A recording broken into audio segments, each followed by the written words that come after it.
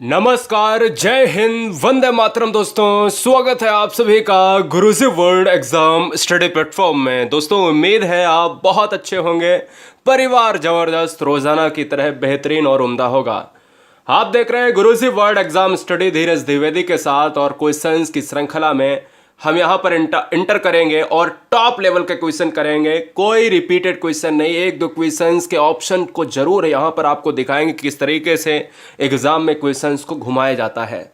चलिए हम पहला क्वेश्चन आपके स्क्रीन पर लेते हैं और ध्यान दीजिएगा कि ऐसे क्वेश्चन सीडीपी में आपको कहीं नहीं मिलने वाले हैं, सीधे सीधे एग्जाम में मिलने वाले हैं, क्योंकि पूरी टीम लगती है एनसीईआरटी खोजने में। आज 30 क्वेश्चन में आपको यह बताना है कि आपका जो स्कोर है वो 20 के नीचे रहता है या 20 के ऊपर रहता है। ये बताना पड़ेगा दोस्त, क्योंकि मुझे पता है कि आपकी सीडीपी यानी मनोविज्ञान अच्छी है। चलिए देखते हैं कितनी अच्छी है। पहला क्वेश्चन, व्यक्तित्व यानी पर्सनालिटी उन मनोशारीरिक अवस्थाओं का गतिशील संगठन है जो उसके पर्यावरण के साथ अद्वितीय सामंजस्य निर्धारित करता है। क्या कहलाता है, जरा बताइएगा। तो दोस्त, ये आलपोर्ट महोदय की परिभाषा है क्या आपको याद है कि जब हम पर्सनालिटी डेवलपमेंट चैप्टर मनोविज्ञान में पढ़ते हैं तो ऐसी ही परिभाषा हमको देखने को मिलती है। जब भी आपसे कहे अद्वितीय सामंजस्य निर्धारित करता है, अगर क्वेश्चन को सही से पढ़ लिया तो क्वेश्चन में ही छुपा हुआ है। अरे क्वेश्चन में ही ये सर कह रहा था कि व्यक्तित्व क्या है। व्यक्तित्व वही है जो मनोशारीरिक अवस्थाओं का गतिशील संगठन, एक समूह, एक क्या है, ग्रुप है, जो उसके एनवायरनमेंट के साथ सामंजस्य निर्धारित करता है। वही तो बता रहा है व्यक्तित्व हो जाएगा। व्यक्तित्व बोले तो पर्सनालिटी, यह व्यक्तित्व ही आपके समाज में आपका तौर तरीका बताता है। दोस्त, अगला क्वेश्चन आपके स्क्रीन पर ये रहा। चलिए, पहली बार है तो चैनल को सब्सक्राइब कर लें, अन्यथा वीडियो को ऐसा उखाड़ें कि ऐसा क्वेश्चन एग्जाम में अगर आता है तो भैया उड़ जाए सेकंडों में। चलिए क्वेश्चन नंबर नेक्स्ट आपके स्क्रीन पर ये रहा। भाषा विकास में यूनिवर्सल ग्रामर के सिद्धांत को किसने पेश किया। देखिए क्वेश्चन नया है आपके सामने, आपको पढ़ा हुआ ये क्वेश्चन मिलेगा, यानी आपने ये तो पढ़ा ही होगा ना, भाषा विकास। और भाषा जब विकास होता है तो हम ये कहेंगे कि वो चॉम्स्की के साथ जाता है। भाई क्लियर है बात, भाषा विकास चॉम्स्की के साथ जाता है तो भाषा विकास चॉम्स्की ही ऑप्शन डी में है। डी राइट आंसर हो जाएगा।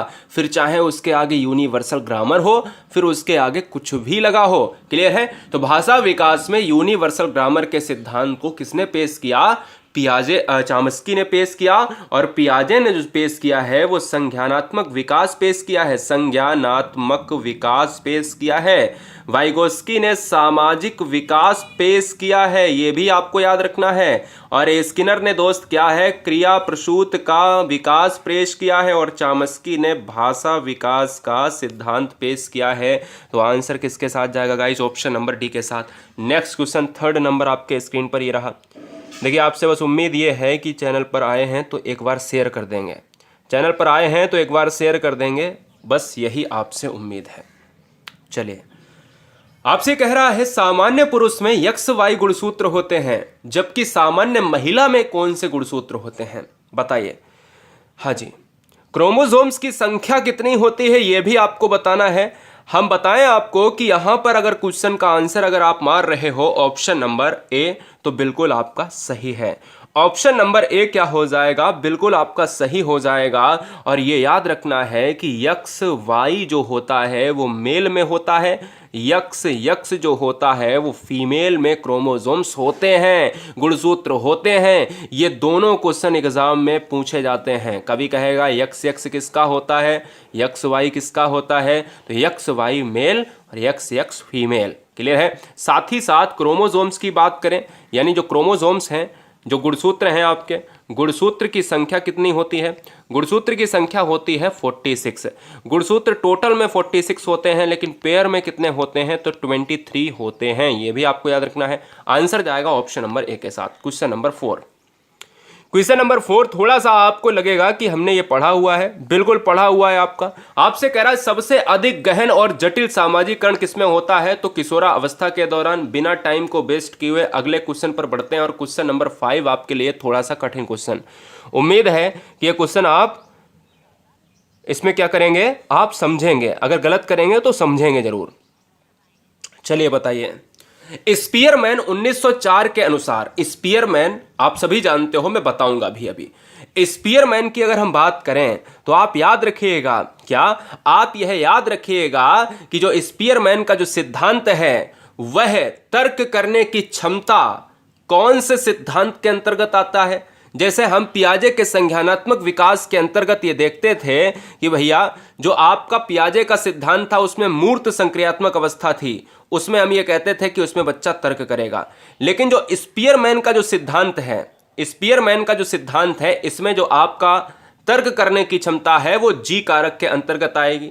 सबसे पहले मैं आपको बता देना चाहता हूं कि एक कारक जो बुद्धि का सिद्धांत था, एक कारक बुद्धि का सिद्धांत था, अल्फ्रेड बिने ने दिया। ये बात आप दिमाग में बैठा लो, अल्फ्रेड बिने ने दिया।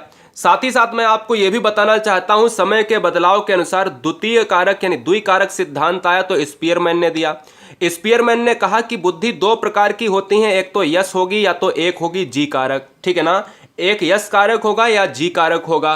तो आपको याद रखना है कि जो जी कारक होता है यह बच्चे का जन्मजात कारक होता है, बच्चा मां के गर्भ से लेकर आता है, अनुवांशिकी कारक होता है, इसी में बच्चा समस्या समाधान करने की क्षमता को प्रदर्शित करता है। यह बात दिमाग में बैठा लो, क्लियर है। चलेंगे क्वेश्चन नंबर नेक्स्ट पर। क्वेश्चन नंबर नेक्स्ट क्या है, स्क्रीन पर ये रहा, ठीक है। जी कारक क्या है, जो जितना जो है व्यक्ति के पास, जिसके पास जी कारक जितना अधिक होगा वही उतना सफल माना जाएगा, मानसिक कार्यों में उतना सफल माना जाएगा। क्वेश्चन नंबर नेक्स्ट, पढ़ाते समय सामान्य कक्षा में अध्यापक का सर्वाधिक ध्यान किस मनोवैज्ञानिक तथ्य पर होना चाहिए। बड़ा अच्छा क्वेश्चन है, पैडागॉजिकल कॉन्सेप्ट, बड़ा ध्यान दीजिएगा। पैडागॉजिकल कॉन्सेप्ट कह रहा है दोस्त कि पढ़ाते समय सामान्य कक्षा में एक अध्यापक यानी एक आप अध्यापक या अध्यापिका, जो हमारी बहनें देख रही वीडियो, वो एक शिक्षक या शिक्षिका बनकर जाते हैं कल एक क्लासरूम में और पढ़ा रहे हैं, तो आपको सबसे ज्यादा किस मनोवैज्ञानिक तथ्य पर ध्यान देना चाहिए, जरा बताने का कष्ट करें। तो देखिए इस क्वेश्चन का जो राइट आंसर जाएगा वो ऑप्शन नंबर सी जाएगा, व्यक्तिक विभिन्नता, इंडिविजुअल डिफरेंसेस। ये बात बताता है, ये बात इंगित करता है कि एक बच्चा दूसरे से कितना अलग है। भाई मैंने आपको बहुत बार बताया है, अपनी डिस्क्रिप्शन क्लास में भी बताया है कि व्यक्तिक विभिन्नता, इंडिविजुअल डिफरेंस वो होता है कि एक कक्षा में, एक क्लासरूम में एक शिक्षक है, ठीक है, ये टीचर है, और बैठे हुए 50 बच्चों में हर टीचर की बात करें, हर बच्चे पर नजर होनी चाहिए कि बच्चा किस तरीके से सीख रहा है। कुछ बच्चे ऐसे होते हैं जिनको बाद में समझ में आता है, तो सबको साथ में लेकर चलना है, वही व्यक्तिक विभिन्नता है कि कौन बच्चा कितना दूसरे से अलग है। चलिए क्वेश्चन नंबर नेक्स्ट, चलो भाई देखना यह है कि आज 30 क्वेश्चन में जो लेवल है क्वेश्चन का वो बहुत अच्छा रखा मैंने। बस देखना यह है कि आपका लेवल कितना बढ़िया होता है। 30 क्वेश्चन में 20 के नीचे रहता है या 20 के ऊपर। लॉरेंस कोहल वर्ग विकास के क्षेत्र में जाने जाते हैं। आज क्वेश्चन के ऑप्शन बिल्कुल अलग है, कल भी इसी तरीके का क्वेश्चन था लेकिन आंसर नहीं बदलेगा। नैतिक विकास के क्षेत्र के अंतर्गत आते हैं और क्वेश्चन नंबर 8 आपके स्क्रीन पर यह रहा। माध्यमिक छात्रों के लिए स्वकेंद्र परीक्षा प्रणाली उपयुक्त है क्योंकि। बड़ा अच्छा क्वेश्चन है। आपने देखा होगा कि जिस तरीके से हम लोग एग्जाम देते थे 10th 12th में, कितने कितने बच्चों को याद है 10th 12th में जब भैया एग्जाम देते थे तो यार कोशिश ये की जाती थी कि स्वकेंद्र हो जाए तो बढ़िया हो जाए, मजा आ जाए, है ना, यही बात होती थी। स्वकेंद्र का मतलब है कि जिस स्कूल में आपका 10th में एडमिशन है उसी में क्या होगा, एडमिशन के हिसाब से उसी में परीक्षा हो जाए बोर्ड एग्जाम की, यानी सेंटर कहीं दूसरे जगह ना जाए, ठीक है। तो वही चीज पूछ रहा है कि अगर माध्यमिक छात्रों के लिए स्वकेंद्र परीक्षा प्रणाली उपयुक्त है क्योंकि हम लोग मानते थे, क्या मानते थे, अब आप कहोगे सर मैं तो नहीं मानता था, लेकिन अंदर की बात तो बेटा तुमको पता है। हम लोग क्या मानते थे कि भैया स्वकेंद्र इसलिए हो जाए कि नकल हो जाए, ये कड़वा सच है। लेकिन यहां पर क्या है, मनोविज्ञान में नकल की बात नहीं करी जाती है, नकल की बात नहीं करी जाती, लेकिन विद्यालय से दूर नहीं जाना पड़ता है, इसलिए ऑप्शन जाएगा किसके साथ, ऑप्शन नंबर डी के साथ। स्वकेंद्र का मतलब क्या होता है, स्वकेंद्र का मतलब यही होता है कि जो बहनें होती हैं, जो भाई होते हैं हमारे, अगर आपकी बात करें, अगर आपकी हम बात करें दोस्त, तो अगर 15 से 20 किलोमीटर के क्षेत्र में अगर आपका सेंटर डाल दिया जाए तो फिर आपको परेशानी होगी ना। इसलिए यहां पर मनोविज्ञान पढ़ रहे हो, इसलिए नकल वाला ऑप्शन वैसे यही सत्य होता था, हमारी जो दैनिक जीवन में यही सत्य है, लेकिन गलत बात ये मत लगा देना, नहीं तो फिर नकल वाला पास नहीं करेगा तुमको एग्जाम में। चलिए क्वेश्चन नंबर 9,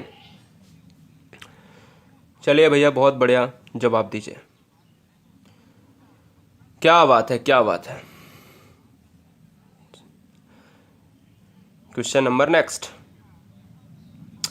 सभी को श्री राधे, जय श्री राधे, बहुत बढ़िया। क्वेश्चन नंबर नेक्स्ट आपसे कह रहा है, आपका स्थानांतरण ऐसे क्षेत्र में होता है जहां की भाषा आप समझ ही नहीं सकते हो, तो आप क्या करें? मान लो आप चाइना में पहुंच जाते हो। ऐसा नहीं हो सकता, पॉसिबल नहीं है। चिंग चांग चुंग ये ऐसी भाषा है, आप बोलो कि सीख पाओगे? कभी नहीं सीख पाओगे। लेकिन हाँ, भारत के किसी क्षेत्र में पहुंच जाते हो तो यार वहाँ की भाषा थोड़ी सी अलग होगी, लेकिन समझ जाओगे ना। हिंदी होगी, क्या होगा, कुछ नहीं होगा, तो कहीं ना कहीं कुछ समझने की बात तो होगी ना। तो लेकिन करेंगे क्या आप? एक अध्यापक या अध्यापिका के नाते आप करने की कोशिश क्या करेंगे? तो आप दोस्त यहाँ पर ऑप्शन नंबर सी, भाषा सीखने का प्रयास करेंगे, और सीखने का प्रयास करेंगे तभी बच्चों को पढ़ाएंगे। क्लियर है? ये बात आप दिमाग में रखना है। ऑप्शन नंबर किसके साथ जाएगा? सी के साथ। क्वेश्चन नंबर 10 एग्जाम के लिए very very most important, exam के लिए very very most important question number 10 आपके स्क्रीन पर ये रहा।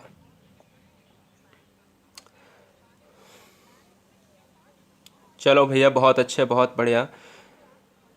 देखिए दोस्त, आपसे क्वेश्चन ये कह रहा है कि क्या कह रहा है बताइए। कह रहा है, भारत के संविधान में किस धारा के अंतर्गत प्राथमिक शिक्षा को निःशुल्क एवं अनिवार्य बनाने का प्रावधान है? बताइए, जवाब दीजिएगा। ठीक है,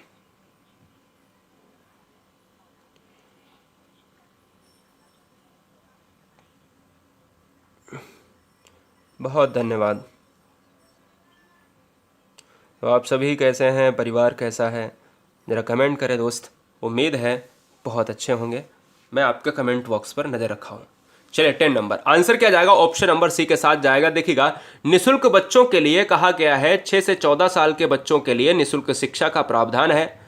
और आर्टिकल कौन सा है? जरा मुझे ये बताओ कि 6 से 14 वाला जो अनुच्छेद है वो कौन सा है? संविधान के किस अनुच्छेद में ये कहा गया है कि यह भारत के सभी बच्चों को, 6 से 14 साल के बच्चों को क्या शिक्षा को फ्री दिलाया जाएगा? लेकिन यहां पर आपकी धारा है 45, एज है 6 से 14, अनुच्छेद क्या है? जरा कमेंट कीजिएगा। उम्मीद है कि तुरंत फटाफट जवाब आएगा। फिलहाल मैं बताऊंगा, तब तक पहला यानी नेक्स्ट क्वेश्चन करते हैं। चलिए बताइए, आर्टिकल बताना है कि 6 से 14 साल का आर्टिकल कौन सा है भारतीय संविधान, इंडियन कॉन्स्टिट्यूशन में? 21A है, ठीक है। 21A है आर्टिकल, आप याद रखें। धारा 45 और आर्टिकल है 21A।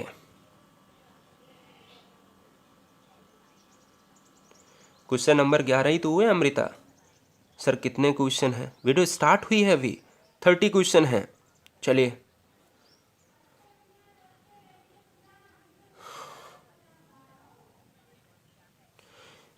क्वेश्चन नंबर नेक्स्ट आपके स्क्रीन पर ये रहा, और आपसे ये कह रहा है कि भैया किसी विशेष जाति या धार्मिक समूह के सदस्यों के प्रतिकूल रवैया को दर्शाने के लिए किस शब्द का प्रयोग किया जाता है? ये क्वेश्चन एग्जाम में जाने कितनी बार घुमा घुमा के पूछा जाता है और बच्चे कंफ्यूज हो जाते हैं। समझने की कोशिश करिए मेरे लाल, कि कह रहा है किसी विशेष जाति या धार्मिक समूह के सदस्यों के प्रतिकूल रवैये को दर्शाने के लिए किस शब्द का प्रयोग किया जाता है। यानी एक तरफ अगर मुस्लिम कम्युनिटी है, एक तरफ हिंदू कम्युनिटी है, और यहाँ पर सिख ईसाई जो भी आप मानते हो, धर्म के आधार पर, भाषा के आधार पर हम ये कहते हैं कि देखिए, भाषा के आधार पर या धर्म के आधार पर कोई एक धर्म को मानने वाले ये हैं धर्म फर्स्ट, और कोई ये धर्म को मानने वाले यहाँ पर ये हैं धर्म को सेकेंड, धर्म सेकेंड नाम दिया।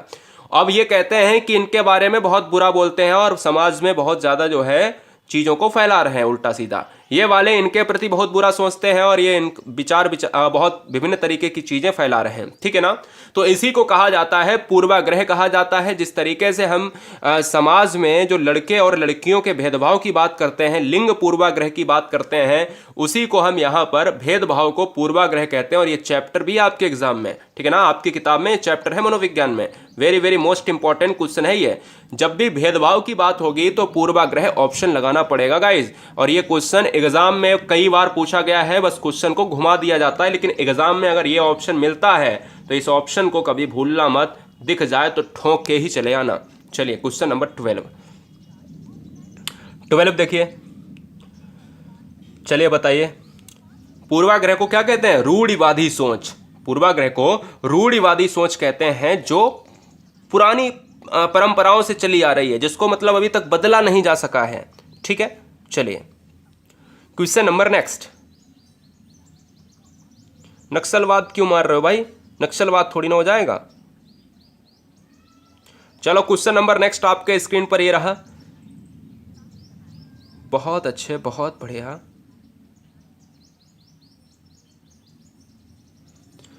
आपसे कह रहा जेंडर क्या है। काफ़ी बच्चों का मेल भी मुझे इस क्वेश्चन पर मिला था कि अभी जो एग्ज़ाम हुआ था पिछले जो 6 महीने पहले जो सीटेट का एग्ज़ाम हुआ था और अन्य अन्य स्टेट के जो एग्ज़ाम हुए थे, उसमें ये क्वेश्चन एग्ज़ाम में बहुत धूम मचाता है और बच्चे ये कहते हैं कि सर ये जैविक होगा या सामाजिक होगा। तो देखिए जैविक भी लिखा होता है और सामाजिक भी लिखा होता है, लेकिन एक्चुअल में इस क्वेश्चन का एनसीईआरटी क्या मानता है, आयोग क्या मानता है, तो मैं आपको बता देना चाहता हूं। इसका आंसर ऑप्शन नंबर बी जाएगा। जेंडर आप कैसे याद कर लोगे? जेंडर में बॉयज एंड जो है गर्ल आ जाएंगे, ऐसे आप याद कर लो। ठीक है ना, ट्रिकी वे में बता रहा हूं, कोई कॉन्सेप्ट नहीं बता रहा हूं। एनसीईआरटी में, और ये लोग रहेंगे कहां पर? समाज में रहेंगे, तो सामाजिक रचना मार देना है। ये ट्रिकी वे में है, याद करने के लिए कॉन्सेप्ट है, आप भूलेंगे नहीं। चलिए अगला क्वेश्चन आपके स्क्रीन पर 13 नंबर आपसे कह रहा है बच्चे डॉट डॉट को छोड़कर अन्य सभी के द्वारा लिंग भूमिकाएं ग्रहण करते हैं। जरा कमेंट कीजिएगा, देखना चाहूंगा कितने बच्चे इस क्वेश्चन को उखाड़ फेंकते हैं। क्वेश्चन को पहले सही से पढ़ो फिर जवाब दो। मैं नहीं चाहता कि क्वेश्चन आपका गलत हो, मैं बिल्कुल नहीं चाहूंगा कि आपका क्वेश्चन गलत हो। बहुत ध्यान से पढ़िए। आपसे कह रहा है साफ साफ कि बच्चे डॉट डॉट को छोड़कर अन्य सभी के द्वारा, मतलब इसमें से एक ऑप्शन को छोड़कर अन्य सभी के द्वारा लिंग भूमिकाएं ग्रहण करते हैं। देखिए जो ट्यूशन है यहां पर क्या है, जो ट्यूशन आपका है वही छोड़ दिया जाएगा। ट्यूशन का मतलब यहां पर लिंग से कोई मतलब नहीं, सामाजिक भूमिकाओं से कोई मतलब नहीं। संस्कृति आपके समाज में, मीडिया आपके समाज में, सामाजिकरण आप समाज में ही करते हो, इसलिए ये तीनों आएंगी लिंग के अंतर्गत। और ये ट्यूशन जो है ये वर्ड आपका इसके अंतर्गत नहीं आएगा, इसलिए ऑप्शन जाएगा डी के साथ। क्वेश्चन नंबर 14 तो बहुत बार पूछा गया है, 14 तो बहुत बार पूछा गया है, बताइए। चलिए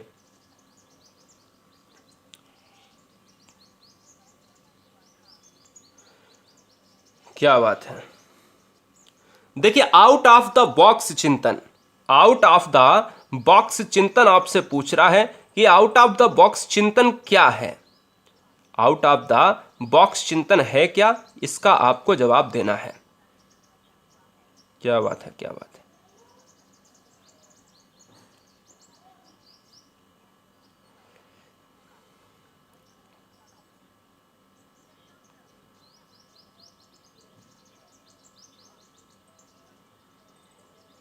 चलिए बताइए। तो देखिए आउट ऑफ द बॉक्स चिंतन का मतलब क्या होता है, मैं आपको बता देता हूं कि अपसारी चिंतन को सृजनात्मक चिंतन कहा जाता है। जो अपसारी चिंतन है ये ऑप्शन इसका राइट आंसर हो जाएगा। अब अपसारी चिंतन को कहा जाता है, अगर जो इंग्लिश वाले बच्चे हैं जिसमें हम कहते हैं सृजनात्मक चिंतन, क्वेश्चन में कभी कभी यहां पर लिखकर आ जाता है सृजनात्मक चिंतन, क्या सृजनात्मक चिंतन लिखकर आ जाता है, इसी को कहा जाता है क्या कहते हैं, डाइवर्जेंट, है ना। ये आपको याद रखना है, थिंकिंग कहा जाता है। क्या कहा जाता है? थिंकिंग कहा जाता है। अब बात ये आती है कि अपसारी चिंतन तो इस क्वेश्चन का राइट आंसर हो जाएगा, तो होगा क्यों? एक्चुअल में अपसारी चिंतन यानी आउट ऑफ द बॉक्स चिंतन क्या होता है कि कोई भी बच्चा एक अलग सोच के साथ किसी कार्य को काम करता है, एक अलग सोच के साथ किसी कार्य को काम करता है। बोले सर कैसे? देखो अविसारी चिंतन का मतलब है कि अगर मैं आपसे पूछूं कि यार ये बताओ भारत की राजधानी क्या है, तो उसका आंसर सिर्फ एक होगा कि एक है, तो हर बच्चा एक ही जवाब देगा, दो नहीं हो सकता। ठीक है, लेकिन अपसारी चिंतन अलग अलग तरीके से एक समस्या को हल करने के बहुत से तरीके होते हैं। जैसे मैंने कहा कि एक टीचर है और कक्षा में पूछता है कि 2 + 2 4 होते हैं, तो ये बताओ कि 4 कैसे कैसे और हो सकते हैं। बोले सर 1 + 3 4 हो सकते हैं। फिर एक बच्चे ने दिमाग लगाया कि सर 0 + 4 भी 4 हो सकते हैं। मेरी बात क्लियर है ना? तो यहां पर क्या हो सकता है कि जब किसी समस्या को समाधान करने के लिए एक से अधिक रास्ते होते हैं, वही सृजनात्मक चिंतन, डाइवर्जेंट थिंकिंग, अपसारी चिंतन या आउट ऑफ द बॉक्स चिंतन कहलाता है। कोई भी दिक्कत नहीं आना चाहिए, क्योंकि क्वेश्चन को बहुत तरीके से समझा दिया है 14 नंबर को, और 15 नंबर आपके स्क्रीन पर ये रहा। मुझे उम्मीद है कि अब क्वेश्चन गलत नहीं होगा।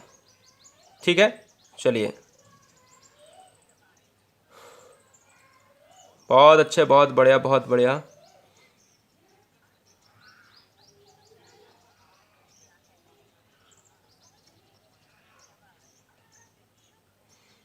ठीक है भैया, मार्कर का बच्चे कह रहे हैं कि मार्कर का कलर चेंज कर दो भाई। लो भाई, जैसी आज्ञा प्रभु। कौन सा सीखना, अब ठीक है, कौन सा सीखना स्थायी होता है बताओ, कौन सा सीखना स्थायी होता है, जरा कमेंट कीजिएगा। तो जो स्थायी होता है वो होता है सी, होता है समझकर सीखना, जो होता है वो स्थायी होता है। अगर सुनकर, रटकर, देखकर अगर आप सीखेंगे तो वो स्थायी नहीं होगा। अगला क्वेश्चन आपके स्क्रीन पर ये रहा 16 नंबर। चलिए बताइए। ठीक है भैया, लाइक कर दिया है, कोई दिक्कत नहीं, पढ़ते रहो, लाइक वाइक का कुछ नहीं है। कॉन्सेप्ट समझने के लिए बस क्या है, नोटिफिकेशन प्राप्त करने के लिए हर बहन हर भाई UP TET, C TET, REET, MP TET, जितने भी एग्जाम हैं आपके, क्या कर लें, गुरुजी वर्ल्ड एग्जाम स्टडी को सब्सक्राइब कर लें, क्योंकि यह अध्यापक अध्यापिका जबरदस्ती बनाता है। ठीक है, ये समझ लो आप, क्योंकि आप ब्रिलियंट बच्चे हो। क्वेश्चन नंबर 16, शैक्षिक अवसरों की समानता के लिए किस आयोग ने संस्तुति की थी? यहां पर याद रखना है, भारतीय शिक्षा आयोग 1964 में आया था। अब 4 क्वेश्चन याद कर लो। नई शिक्षा नीति जो पहली वाली थी वो कब आई थी? 1986। यशपाल समिति कब आई थी? 1992। भारतीय शिक्षा आयोग 1964, माध्यमिक शिक्षा आयोग 1952। एक बार इसका स्क्रीनशॉट लिया जाए तो मुझे उम्मीद है कि आप चीजें अपनी गैलरी में रिवाइज कर लेंगे। चलिए, चलता हूं, नेक्स्ट क्वेश्चन पर चलता हूं और आगे बढ़ता हूं। अच्छा, ये क्वेश्चन एक बार बच्चों से पूछिए जरूर। अब स्क्रीनशॉट लो एक बार और अपने ग्रुप में शेयर करना, जहां भी शेयर करना, और फिर इससे पूछिए कि भाई क्या आंसर हो सकता है। फिर उनका लेवल भी चेक करने का आपका जो है मतलब हो जाएगा। चलिए, क्वेश्चन नंबर नेक्स्ट लेता हूं। भाषा को उपयुक्त तरीके से परिभाषित किया जा सकता है। बड़ा अच्छा क्वेश्चन है। भाषा को उपयुक्त तरीके से परिभाषित किया जा सकता है, कैसे कर सकते हैं बताओ, कैसे कर सकते हैं? लॉक कीजिए। चलो भैया, बिल्कुल मिलेंगे। क्वेश्चन नंबर नेक्स्ट आपके स्क्रीन पर है, और इस क्वेश्चन का जो राइट आंसर जाएगा, अनुभव को प्रकट करने का माध्यम है। देखिए, भाषा क्या है? हम अपनी भाषा, हमारे सामने कोई यार क्या है, हमारे सामने कोई ऑब्जेक्ट खड़ा हुआ है और हम चुपचाप बैठे हुए हैं, ठीक है, और हम अपनी बात इससे कहना चाहते हैं लेकिन कह नहीं पा रहे हैं। अगर अपनी अभिव्यक्ति को उजागर करना है तो बोलना पड़ेगा, चाहे वो लिखित हो, चाहे वो फिर क्या हो, वाचित हो, बोलने वाली प्रक्रिया हो। तो मैं यार सिंपल सी बात कहूंगा कि भाषा एक क्या है? अनुभव को प्रकट करने का माध्यम है। ऑब्जेक्ट का मतलब समझ गए होगे, बड़े हैवी ड्राइवर हो तुम लोग, ठीक है ना। चलिए, क्वेश्चन नंबर 18। क्वेश्चन नंबर 18 देखो, सामान्य शिक्षा के पाठ्यक्रम के संदर्भ में निम्नलिखित तर्क दिया जाता है। बड़ा अच्छा क्वेश्चन है, ध्यान दीजिएगा। क्वेश्चन थोड़े से ऑप्शन इसके बड़े हो सकते हैं, लेकिन उम्मीद यह है कि आप थोड़ा सा समझने की कोशिश करें। कह रहा, छात्रों को आवश्यक ज्ञान उचित रूप से दिया जाए, यानी सामान्य शिक्षा के पाठ्यक्रम के संदर्भ में निम्नलिखित तर्क दिया जाता है। सामान्य शिक्षा की बात करें, जो आपकी जो एजुकेशन होती है, ठीक है ना, जनरल एजुकेशन होती है। अब बताओ आप,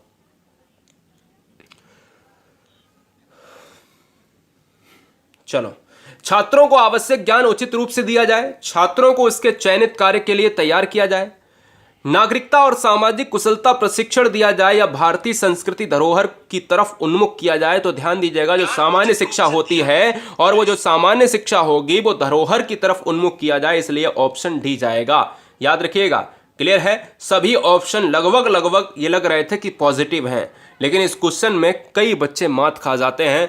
हमेशा याद रखो, सामान्य शिक्षा को भारतीय संस्कृति से जोड़ना है। क्वेश्चन नंबर 19, शिक्षक को अपनी विषय वस्तु में निरंतर जो है नए ज्ञान का समावेश करना चाहिए, क्योंकि अब क्यों होना चाहिए बताइए? छात्रों को नवीनतम ज्ञान दे सके, छात्र कक्षा में शांत रह सकते हैं, निगेटिव आंसर हो सकता है। छात्र शिक्षक की योग्यता को लोहा माने, अध्यापक की योग्यता का ज्ञान बढ़े। तो देखिए ध्यान सी सिंपल सी बात है कि लोहा मानने के लिए हम अपने आप को क्यों प्रदर्शित करेंगे? मैं एक अध्यापक हूं और मैं ये आपके सामने थोड़ी ना कहूंगा, मैं इतना अच्छा ज्ञान आपके सामने प्रदर्शित करने की कोशिश थोड़ी ना करूंगा कि आप ये मुझे माने कि मैं ही ब्रह्मा हूं। मेरी बात ध्यान से सुनिएगा। आप जो बच्चे पढ़ रहे हो मुझसे, मैं आपको इसलिए थोड़ी ना पढ़ाता हूं, मैं इतना अच्छा इसलिए थोड़ी ना पढ़ाता हूं, मैं इतना अच्छा क्रिएटिव नहीं इसलिए पढ़ाता हूं कि आप मुझे ये माने कि मैं ही ब्रह्मा हूं। ठीक है, इसलिए कोई भी शिक्षक ये नहीं चाहेगा कि उसका लोहा माने उसके बच्चे ही। यहां पर क्या हो जाएगा, योग्यता की ज्ञान बढ़ने के साथ साथ मैं रोज की चीजें, मैं न्यूज़पेपर की चीजें आपको इसलिए बताऊंगा क्योंकि नई नई चीजें आपके सामने आ जाएं। ऑप्शन जाएगा ए के साथ। क्वेश्चन नंबर 20 देखिए, 20 देखिएगा, जवाब दीजिएगा।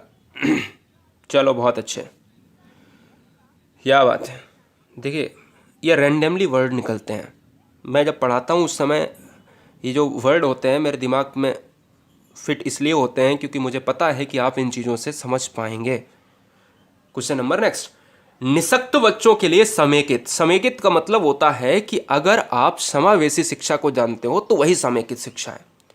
ठीक है, चलो अब देखो यार क्या बात है कि यहां पर समेकित शिक्षा की केंद्रीय प्रायोजित योजना का उद्देश्य डॉट डॉट में निशुल्क को शैक्षिक अवसर उपलब्ध कराना है। अब देखो यहां पर जो आंसर हो जाएगा वो नियमित विद्यालय में। देखो विशेष विद्यालय अलग करता है बच्चों को, मुक्त विद्यालय गलत है। यहां पर ये भी एसोसिएशन के द्वारा जो आपके चलते हैं विद्यालय वो भी गलत है। जो नियमित विद्यालय होंगे वही तो निशक्त बच्चों के लिए होंगे। आप ये बताओ, कोई बच्चा किसी बच्चे से अलग होकर पढ़ना चाहेगा नहीं। और निशक्त बच्चे क्या होंगे? निशक्त बच्चे हर बच्चे के साथ पढ़ेंगे, एक ही छत के नीचे जो शिक्षा दी जाती है वही सामेकित शिक्षा है, वही आपकी क्या है, समावेशी शिक्षा। इसलिए ऑप्शन ए जाएगा। 21 थोड़ा सा हार्ड क्वेश्चन है लेकिन बहुत सिंपल क्वेश्चन, अगर चाहोगे तो बना दोगे। बहुत सिंपल क्वेश्चन, अगर चाहोगे तो बना दोगे। जरा जवाब दीजिएगा पहले। देखिए भागने के अवसर बच्चों को बहुत मिल जाते हैं, वीडियो को छोड़ के भाग जाना बहुत आसान होता है, लेकिन क्वेश्चन का जो तरीका है वो पूछने का एग्जाम में वो यही है। ये देख रहे हो क्वेश्चन नंबर 21, यही तरीका है। फ्रायड, पियाजे एवं मनोवैज्ञानिक यानी एवं अन्य मनोवैज्ञानिकों ने जो पर्सनालिटी डेवलपमेंट की बात कही है, विभिन्न अवस्थाओं के संदर्भ में व्याख्या की है, परंतु पियाजे ने क्या किया है? ध्यान दीजिएगा, फ्रायड, पियाजे एवं अन्य मनोवैज्ञानिक ने व्यक्तित्व विकास की विभिन्न अवस्थाओं के संदर्भ में व्याख्या की है, परंतु पियाजे क्या कहते हैं? पियाजे को आपने अच्छी तरीके से पढ़ा है, प्याज नहीं है भैया, सब्जी वाला। अब देखो यहां पर अगर मैं बात करूं दोस्त, यहां पर पियाजे 4 अवस्थाओं के लिए जाने जाते हैं। सेंसरी वोटर वाली बात याद है, संवेदीगामक और पूर्व संक्रियात्मक, मूर्त संक्रियात्मक, अमूर्त संक्रियात्मक। अब बात यहां पर आती है, क्या यहां पर आती है? अब देखो यहां पर बात यह आती है 4 अवस्थाओं में एक विकास का सिद्धांत आया था, संज्ञानात्मक विकास। और यही तो कहते हैं कि विभिन्न अवस्थाओं को समझने के लिए या समझाने के लिए 4 अवस्थाएं हैं, 1 2 3 4, और उसी के सिद्धांत में संज्ञानात्मक बदलाव की बात कही गई है। कोई ऑप्शन में संज्ञानात्मक बदलाव लिखा है और कहीं नहीं, इसलिए ऑप्शन सी जाएगा। 22 नंबर देखिए, चलो बताओ।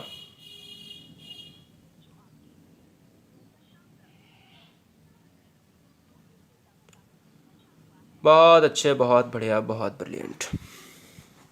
मानसिक रूप से स्वस्थ अध्यापक की विशेषता क्या है?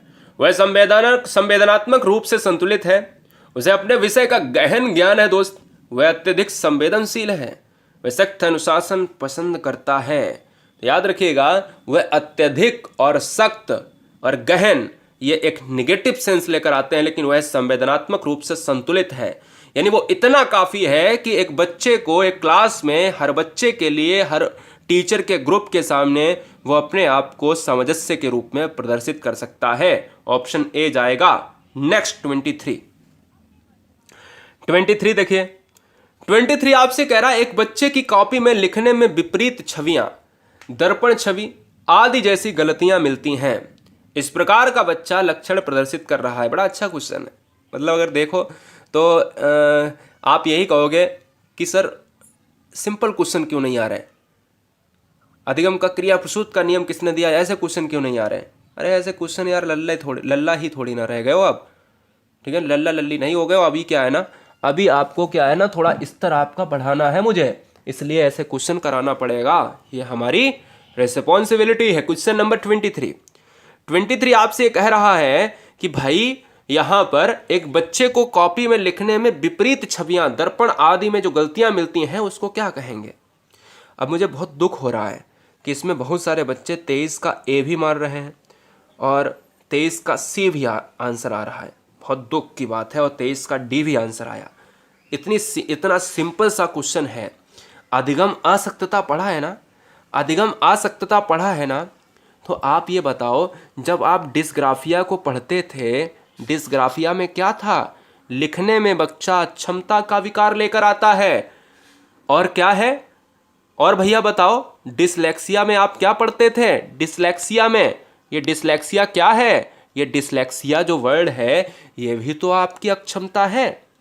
अक्षमता को उसने आसक्तता लिख दिया है, इसी को कहा जाता है लर्निंग डिसेबिलिटी कहा जाता है, डिसेबिलिटी कहा जाता है, ये बात आप याद रखिएगा। और यही बात यहां पर फिट होती है कि बच्चा लिखने में विपरीत छवियां जैसी समस्या और गलतियां कर रहा है, यानी उसमें असक्तता है, बच्चा लिख नहीं पा रहा है, असक्तता का मतलब अक्षमता है। क्लियर है, चलिए 24 नंबर।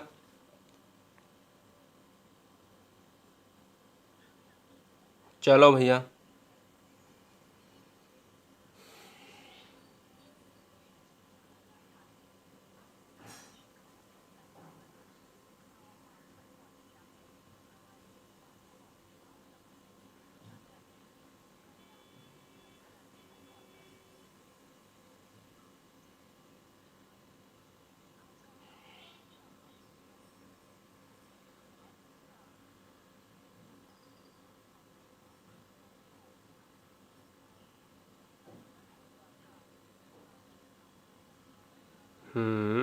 क्या बात है।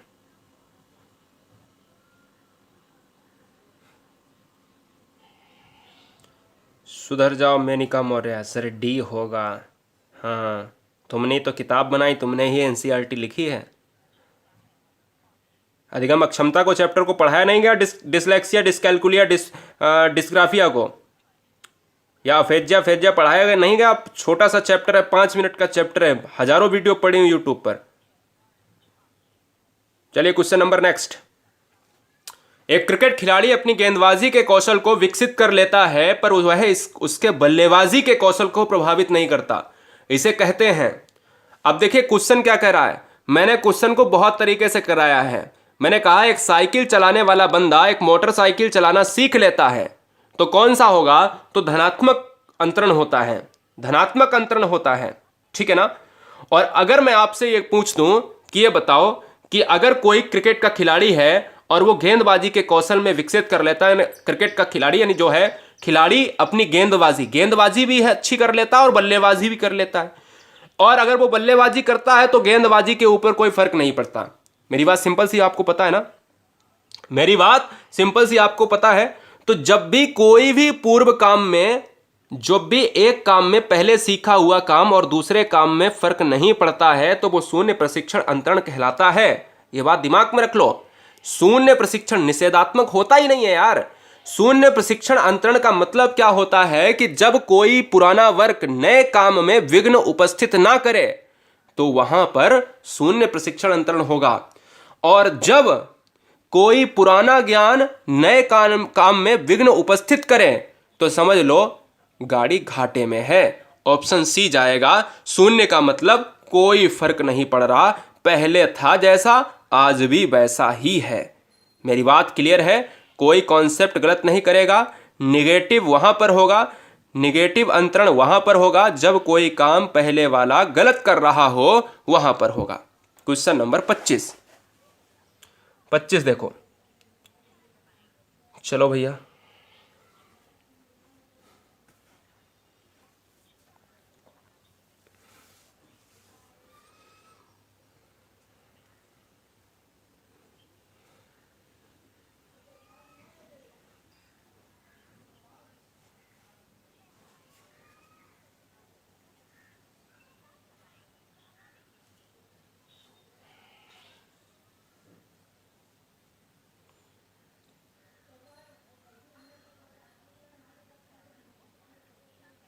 चलो क्वेश्चन नंबर नेक्स्ट, ये उसका रेट का बेटा देखना पड़ेगा, हैंडीकैप्ड का रिजर्वेशन मिलेगा या नहीं मिलेगा, है ना।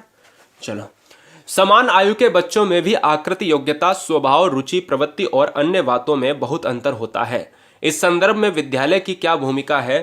तो आप सभी जानते हो कि बड़ा आंसर होना चाहिए, हर बड़ा आंसर आंसर नहीं होता है, लेकिन अवसर मिलना ये सटीक आंसर होता है, इसलिए राइट आंसर जाएगा डी के साथ। यानी सुनिश्चित करना कि प्रत्येक बच्चे को अपनी क्षमताओं के अनुसार विकास के अवसर मिले। आप सभी जानते हो पैडागोजिकल कॉन्सेप्ट में जो अवसर होना होता है वो सबसे बेस्ट आंसर होता है, और यही क्वेश्चन का आंसर सटीक बैठेगा। अगला क्वेश्चन, निम्न में कौन सा एक योगात्मक मूल्यांकन से संबंधित है? योगात्मक मूल्यांकन कब होता है? योगात्मक मूल्यांकन दोस्त तभी होता है जब आप ये कहते हो ना कि पूरी साल तो अच्छा पढ़ाया एक स्टूडेंट को एक टीचर ने, और अब बारी आई है कि बच्चे का मूल्यांकन कर लिया जाए। और जब बच्चे का मूल्यांकन कर लिया जाए तो हम ये कह सकते हैं कि अब हमें ऑप्शन पर नजर डालना है। तो पहला ऑप्शन ये कह रहा है कि अध्यापक और छात्र की प्रगति के बारे में निरंतर और तत्काल, निरंतरता नहीं होती योगात्मक में, निरंतर रोज वाला नहीं होता। शिक्षा सामग्री के आने की विश्लेषण पर केंद्रित, ये भी गलत है। सत्र के अंत में, आप देखो सत्र के अंत में, यही सबसे सटीक आंसर बैठेगा, यानी ऑप्शन जाएगा किसके साथ? सी के साथ। मैंने पूरी साल पढ़ाया और अंत में क्या है, मैंने उसका अंतिम आकलन कर लिया कि बच्चे का स्तर क्या है। क्लियर है बात, कॉन्सेप्ट क्लियर। देखो वीडियो को एक बार लाइक जरूर कर देना। गुरुजी वर्ल्ड एग्जाम स्टडी आपके परिवार का एक हिस्सा है, और उम्मीद यह है कि ये कोई चैनल नहीं है। अगर आप चैनल मानते हैं तो बिल्कुल मत पढ़ें, यह आपका परिवार है, आपके द्वारा बनाया गया परिवार है, और इसमें बहुत सारे यूट्यूब पर विभिन्न तरीके के चैनल हैं। वो यही आपसे कहेंगे ये चैनल को सब्सक्राइब करें, वो चैनल को सब्सक्राइब करें, ये चैनल इतने मिलियन हो चुका है, वो मिलियन। लेकिन एक परिवार, ये फैमिली है। चैनल को कहा जाता जरूर है, लेकिन ये फैमिली तभी बनती है जब आप जुड़ते हैं। आप जैसे बच्चे नहीं होंगे तो हमारा क्या। एक चीज़ और आपको बताऊं, इंटरेस्टिंग है कि गुरुजी वर्ल्ड एग्जाम स्टडी का ऑनर मैं हूं जरूर, लेकिन अगर मैं चाहूं तो अपने चैनल को सब्सक्राइब कर लूं, ये इम्पॉसिबल। मतलब जिसने क्रिएट किया है वो तो कभी सब्सक्राइब नहीं कर सकता। तो इसलिए फैमिली आप हो, हमारे लिए फर्स्ट आप इंपॉर्टेंट हो। क्वेश्चन नंबर 27 क्लियर है। चलिए,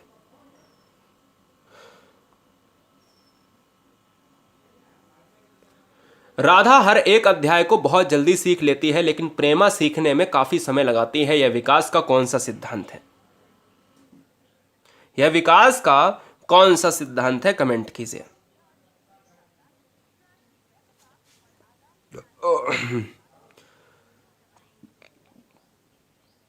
चलिए चलिए चलिए, बहुत अच्छे।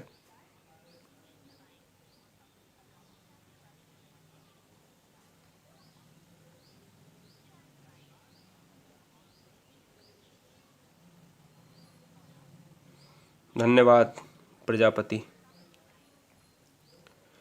चलो भाई, व्यक्तिगत भिन्नता, बिल्कुल सही बात है। क्या होगा? सी हो जाएगा, क्योंकि एक बच्चा कोई है और दूसरा बच्चा उसी क्लास में उस चीज को देर में सीख रहा है, और इसी का अध्यापक को ध्यान भी रखना है। जो इंडिविजुअल डिफरेंसेस हैं, क्या कहता है कि एक बच्चा किसी दूसरे बच्चे से देर में या पहले सीख रहा है तो कोई दिक्कत नहीं है, इसका अध्यापक को ज्ञान होना चाहिए। क्लियर है। आंसर क्या जाएगा? ऑप्शन नंबर सी के साथ, व्यक्तिगत भिन्नता। 28 नंबर आपके स्क्रीन पर ये रहा, जरा जवाब दीजिएगा। बहुत अच्छे, बहुत बढ़िया गाइस, बहुत अच्छे, जबरदस्त, उम्दा। क्वेश्चन कह रहा है विकास के बारे में, बहुत जबरदस्त क्वेश्चन है, बहुत ध्यान से पढ़ा ना। विकास, आप बहुत अच्छे से विकास को पढ़े हुए हो। जरा हमें यह बताओ, विकास के बारे में कौन सा कथन असत्य है, कौन सा कथन जो है सत्य नहीं है? कॉन्सेप्ट क्लियर है आपका? कॉन्सेप्ट क्लियर है आपका? बताओ।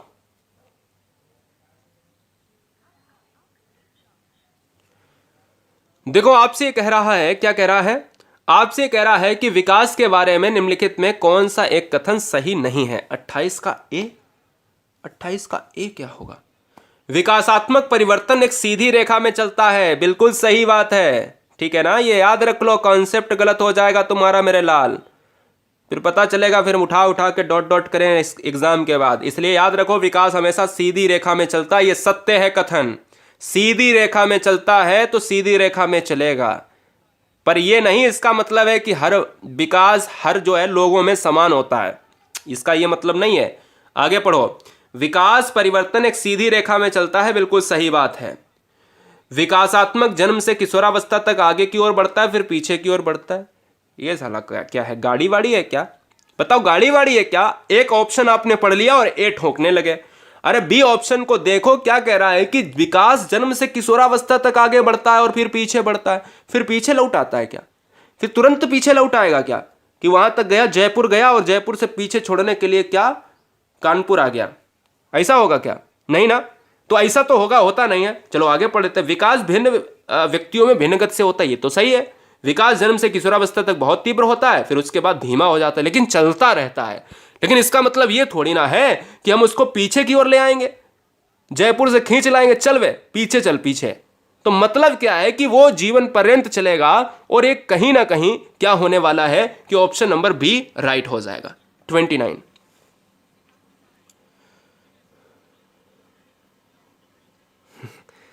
मैं बताऊंगा डॉट डॉट कैसे करेंगे।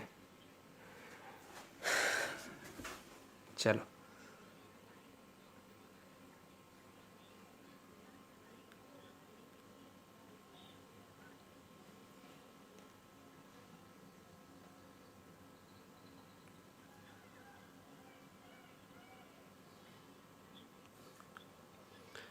क्वेश्चन नंबर नेक्स्ट आपके स्क्रीन पर ये रहा, जवाब दीजिएगा।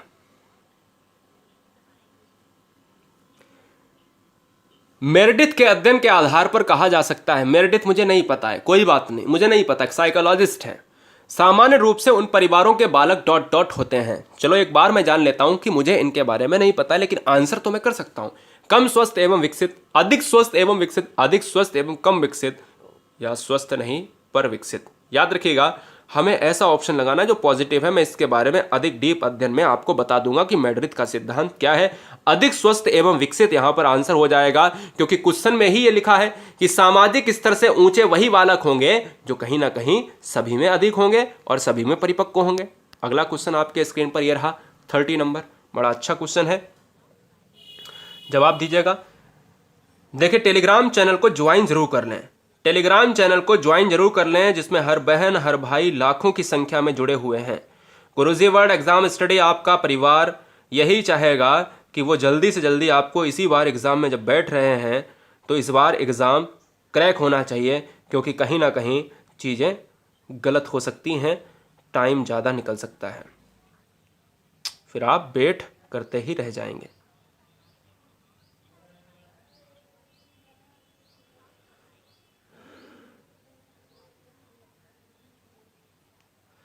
चलो भैया, क्वेश्चन नंबर नेक्स्ट 30 नंबर आप सभी के लिए, आप सभी प्यारे भाई और बहनों के लिए 30 नंबर। बालकों की सोच अमूर्तता के अपेक्षा मूर्त अनुभव एवं प्रत्ययों से होती है। यह अवस्था हम सभी जानते हैं कि जो अमूर्त से मूर्त की तरफ, हमसे क्या कह रहा, ध्यान दीजिएगा। अमूर्त अवस्था आप जानते हो 11 से ऊपर की होती है, मूर्त अवस्था जानते हो 7 से 11 साल की होती है। बिल्कुल क्लियर है। तो मैं ये कहूँगा गाइज, मैं ये क्या कहूँगा, ये 30 का बी वाला कौन सा है भैया? 30 का बी वाला कौन है लाल? गलत बात है। देखो क्वेश्चन क्या कह रहा है, अमूर्त की अपेक्षा क्या है, अमूर्त की अपेक्षा मूर्त कह रहा है। मुझे अमूर्त से मतलब नहीं है, मुझे मूर्त अनुभव एवं प्रत्ययों से मूर्त की अवस्था ए होती है। पियाजे भी ये कहते हैं कि 7 से 11। हाँ, क्वेश्चन में ये लिखा होता मूर्तता की अपेक्षा अमूर्त अवस्था, तब मुझे ये अमूर्त देखना होता, तब मैं मारता ऑप्शन बी। यहां से 2 ही क्वेश्चन बनते हैं। अगर अमूर्त पहले है तो इसको भूल जाना है, फिर मूर्त को देखना है तो आंसर ए हो जाएगा। अगर मूर्त पहले है तो मूर्त को भूल जाना है, और अमूर्त बाद में है तो बाद वाले को देखना है, तो आंसर बी हो जाएगा। मेरी बात क्लियर है, कॉन्सेप्ट क्लियर है? बताओ, कोई समस्या, कोई दिक्कत, कोई डाउट नहीं होना चाहिए। पहली बार है तो चैनल को ठोक।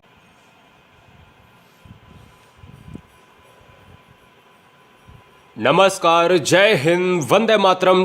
दोस्तों, आप सभी का स्वागत है गुरुजी वर्ल्ड एग्जाम स्टडी प्लेटफॉर्म में। उम्मीद है आप सभी बहुत ज़बरदस्त होंगे। आज की यह वीडियो टॉप 30 क्वेश्चंस पर आधारित होगी, और क्वेश्चंस का जो लेवल, बच्चे कहते हैं ना कि सर लेवल बहुत अच्छा होना चाहिए। रीट की बात की जाए, यूपी टेट के एग्ज़ाम्स में अगर देखा जाए तो बिल्कुल लगे हुए एग्ज़ाम्स हैं, ठीक है ना। सी टेट नोटिफिकेशन आप सभी के सामने होने वाला है, क्लियर है। तो कहीं ना कहीं आपके जो एग्ज़ाम हैं उनको देखते हुए ये वीडियो हर स्टेट के बच्चे के लिए जो टेट वाले एग्ज़ाम में बैठने जा रहे हैं उन सभी के लिए है। उम्मीद है कि आप क्वेश्चंस को पढ़ रहे होंगे, ज़बरदस्त तरीके से कंसंट्रेशन के साथ पढ़ेंगे और वीडियो को एंड तक ले जाएंगे। किसी काम को करने से पहले ये दिमाग में होना चाहिए कि वो काम फिनिश होना चाहिए, भले ही आप थोड़ा पढ़ें। पहला क्वेश्चन आपके स्क्रीन पर ये रहा, निम्नलिखित में से किसकी भूमिका पूर्व बाल्यावस्था में बालक के संवेगात्मक विकास हेतु सार्वजनिक महत्वपूर्ण है। अब देखिए, एक एक क्वेश्चन को बहुत बारीकी से समझने का प्रयास करें। इस क्वेश्चन का जो राइट आंसर जाने वाला है वो ऑप्शन नंबर डी के साथ। देखिएगा, जब पूर्व बाल्यावस्था की बात जब भी होती है तो हमें दिमाग में बाल्यावस्था नहीं लाना है। पूर्व बाल्यावस्था जो एज होती है, बाल्यावस्था के पूर्व, ऐसे दिमाग में लगाओ। बाल्यावस्था के पूर्व कौन सी अवस्था होती है? शैशवावस्था। और अगर शैशवावस्था होगी तो वो जन्म से 5 साल या 5 से थोड़ा सा ज़्यादा, ठीक है ना, वो पूर्व बाल्यावस्था में आएगा। लेकिन आप ये हमेशा की तरह जानते हो कि बच्चे की जो नींव होती है, तैयार होती है, वो शैशवावस्था में ही तैयार होती है। और उसकी देख रेख में कौन होता है? जो उसके परिवार के सदस्य हैं। और परिवार के सदस्यों में माता पिता आते हैं, पेरेंट्स आते हैं। इसलिए माता को कहा गया है प्रथम गुरु, यानी बच्चे का प्रथम गुरु कौन है? माता ही है। आंसर किसके साथ जाएगा? ऑप्शन नंबर डी के साथ, क्योंकि बच्चा अभी बहुत छोटा है गाइस। क्लियर है? याद रखिएगा। और संगी साथियों से जब क्वेश्चन में पूछा जाए तब यहां पर किशोरावस्था लिख कर आएगा, इसलिए कभी भी क्वेश्चन को जल्दबाजी में ना पढ़ें। अगला क्वेश्चन, क्वेश्चन नंबर सेकेंड। बहुत अच्छे, बहुत बढ़िया। जैसे जैसे हम वीडियो में आगे बढ़ रहे हैं, हम वीडियो को रफ्तार देंगे। पहले क्वेश्चन में थोड़ी सी देर हो ही जाती है। क्वेश्चन नंबर नेक्स्ट, चरित्र का विकास होता है। जरा हमें बताने का कष्ट करें कि जो चरित्र का जो विकास होता है वो किस ऑप्शन के द्वारा होता है? इच्छा शक्ति के द्वारा, वर्ताव एवं व्यवहार के द्वारा, नैतिकता के द्वारा, या फिर ऑल एवं। तो देखिए, यहां पर जो आंसर जाएगा वो चरित्र का जो व्यवहार होता है वो कहीं ना कहीं किसके द्वारा हो जाएगा?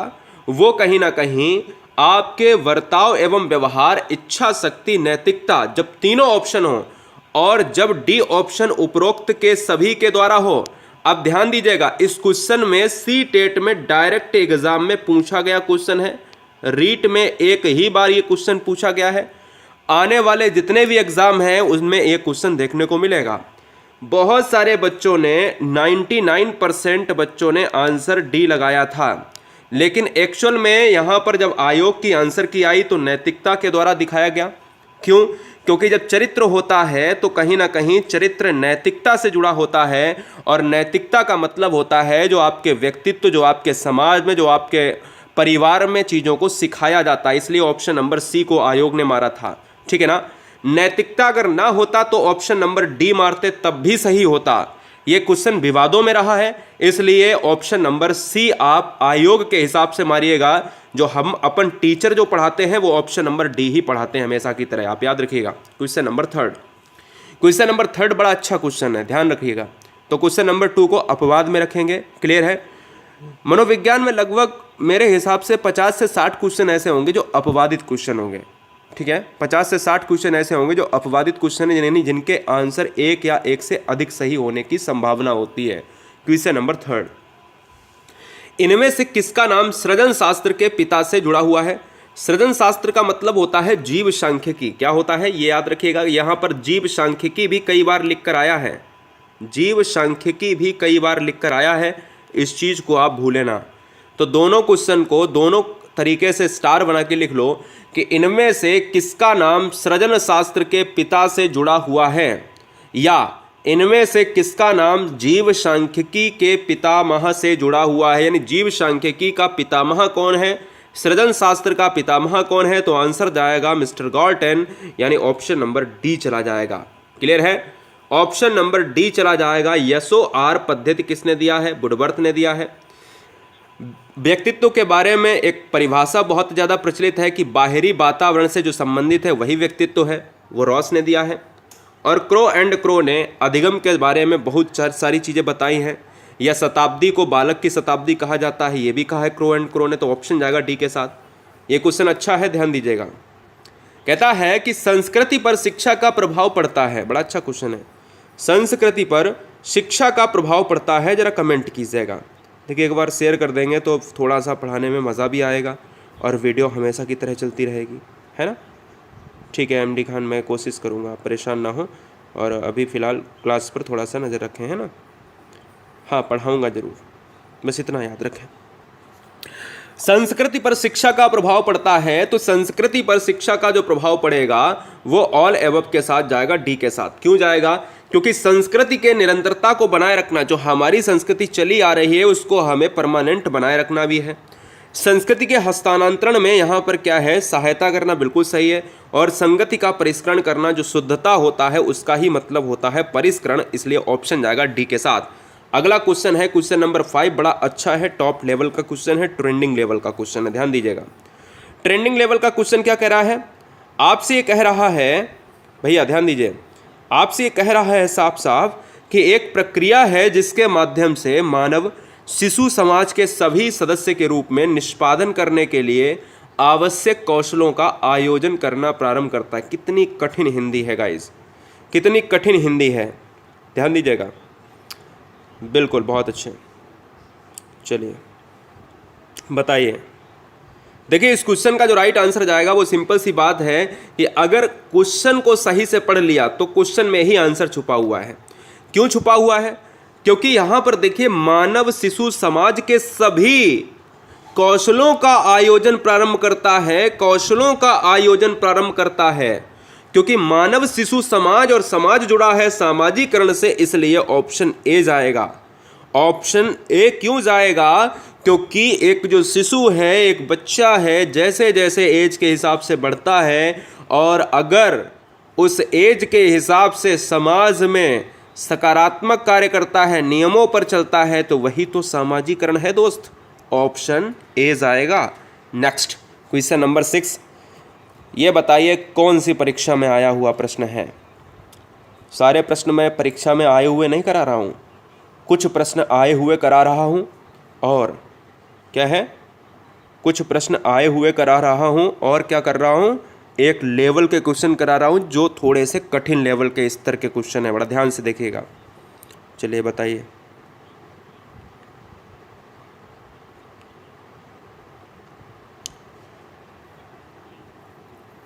क्वेश्चन नंबर नेक्स्ट,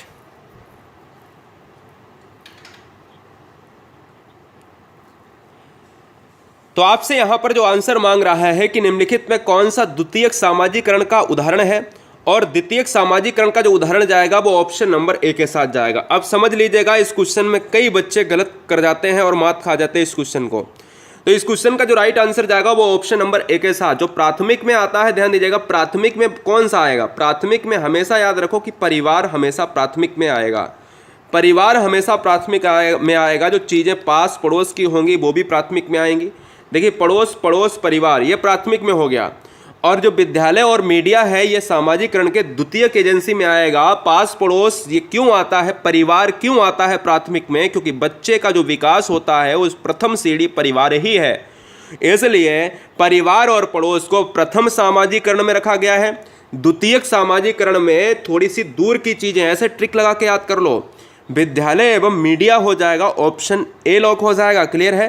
चलिए अगला क्वेश्चन आपके स्क्रीन में ये रहा। बहुत अच्छे।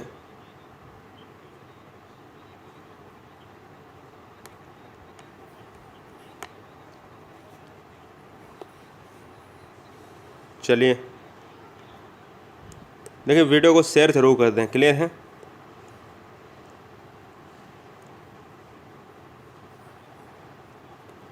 हाँ, अब ये क्वेश्चन देखिए थोड़ा सा अलग है। निम्नलिखित में कौन सी संस्था सामाजिक परंपराओं की हस्तांतरण में सबसे अधिक योगदान देती है? सामाजिक, ध्यान दीजिएगा, सामाजिक परंपराओं के हस्तांतरण में सबसे अधिक योगदान करती है तो वो परिवार है। समाज के नियमों को दोस्त कौन समझाता है? परिवार ही समझाता है कि समाज में कैसे रहना है, समाज में कैसे चलना है, समाज में कैसे किसके साथ कैसा बर्ताव करना है। ये तो आपके माता पिता ने समझाया ना, और माता पिता परिवार का ही हिस्सा होंगे, तो इसलिए ऑप्शन ए ही तो जाएगा। क्योंकि क्वेश्चन में पूछा है सबसे अधिक योगदान सामाजिक परंपराओं में किसका है? ऑप्शन ए फैमिली का होगा। नेक्स्ट क्वेश्चन नंबर 8 और क्वेश्चन नंबर 9। क्वेश्चन नंबर 8 और क्वेश्चन नंबर 9 दोनों इंपॉर्टेंट हो जाते हैं यदि आप एग्जाम में बैठने जा रहे हो। बहुत ज़्यादा इंपॉर्टेंट है, बहुत ही ज़्यादा इंपॉर्टेंट है, समझने का प्रयास करें। बहुत ब्रिलियंट बच्चों के साथ हम यहाँ पर रूबरू हो रहे हैं। देखिए 8 और 9 क्वेश्चन एग्ज़ाम के लिए अति इम्पॉर्टेंट। यदि पहली बार हैं तो चैनल को सब्सक्राइब कर लें, क्योंकि यहाँ पर ज़बरदस्ती शिक्षक और शिक्षिका बनाया जाता है। बस सरकार थोड़ा सा सहायता दे दें कि वैकेंसी को समय से दे दें, वरना बच्चे तो हमारे ब्रिलियंट हैं ही।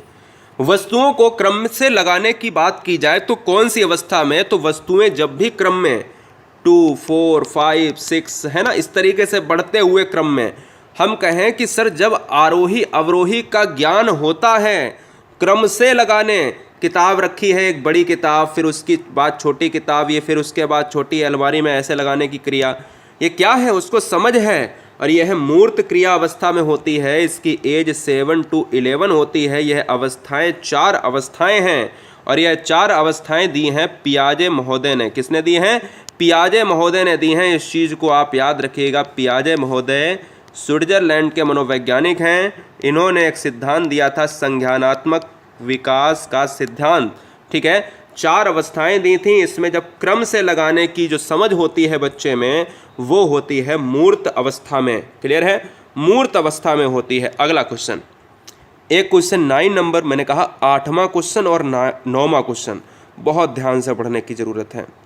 क्वेश्चन नंबर 9 आपसे ये कह रहा है, घटना एवं वस्तुओं के बारे में एक बच्चा तार्किक रूप से सोचता है, पियाजे के चरणों के संबंध में कौन सा सही कथन है? दोस्त जरा लॉक कीजिएगा, मज़ेदार क्वेश्चन आप सभी के सामने।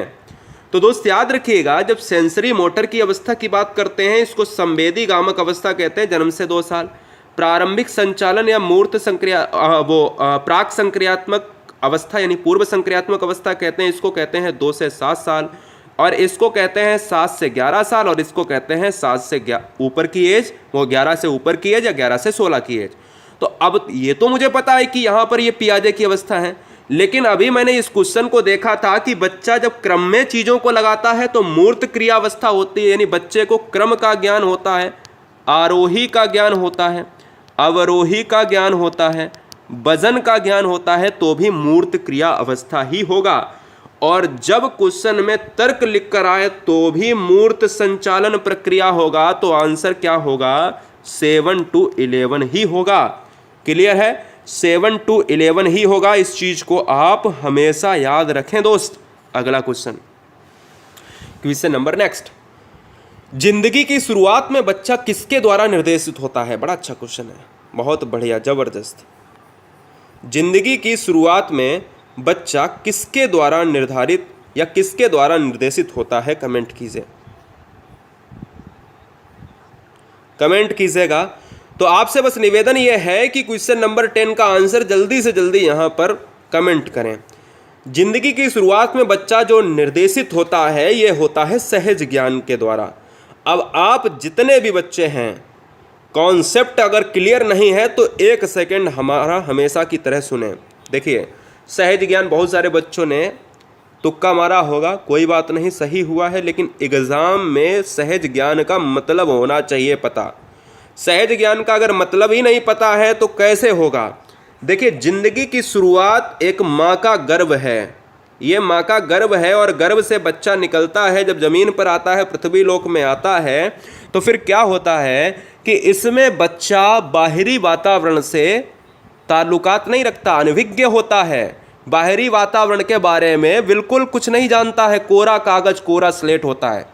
जब गर्भ से आता है तो कुछ उसको ज्ञान होता है, यानी उसको ज्ञान जब पहले का होगा उसी को सहज ज्ञान कहा जाता है। सहज क्रियाएं, सहज क्रिया, सहज ज्ञान वही है जो बच्चा थोड़ा बहुत गर्भ से लेकर आता है। बिल्कुल क्लियर है, कभी भी दिक्कत नहीं होगी, कोई दिक्कत नहीं होनी चाहिए। शुरुआत में बच्चा सहज ज्ञान से सीखता है, बाद में अधिगम करता है, बाद में अधिगम, फिर परिपक्व होता है। अगला,